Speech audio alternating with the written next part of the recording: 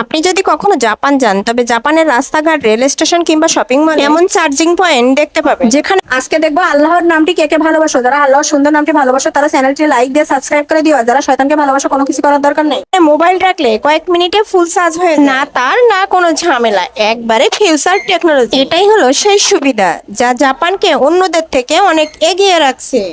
প্রচন্ড শীতের মধ্যে আঙ্গুর গাছ মারা যায়, এজন্য যখন শীতকাল আসে চাইনিজরা তখন আঙ্গুর গাছগুলো সংরক্ষণ করে রাখে। আঙ্গুরের গাছগুলো তারা মাটিতে এভাবে ঢেকে রাখে। যখন শীতকাল চলে যায় তখন আঙ্গুরের চারাগুলো উঠিয়ে আঙ্গুরের চাষ শুরু করে। এর ফলে প্রতি বছর তাদেরকে নতুন করে আবার আঙ্গুরের চারা লাগানোর প্রয়োজন হয়। এই কারণে চীনে আঙ্গুরের বাম্পার ফলন হয়।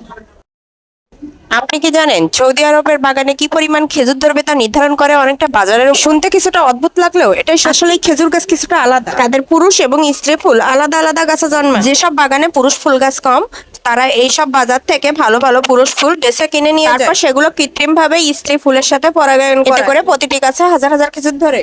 এটা হচ্ছে আল্লাহর নাম, অপরদিকে এটা হচ্ছে শয়তান। তোমরা যদি আল্লাহর নামটি বেছে নাও তাহলে চ্যানেলটি লাইক করে, যদি লাইক সাবস্ক্রাইব না করো তাহলে বুঝবো তোমরা শয়তানকে ভালোবাসো।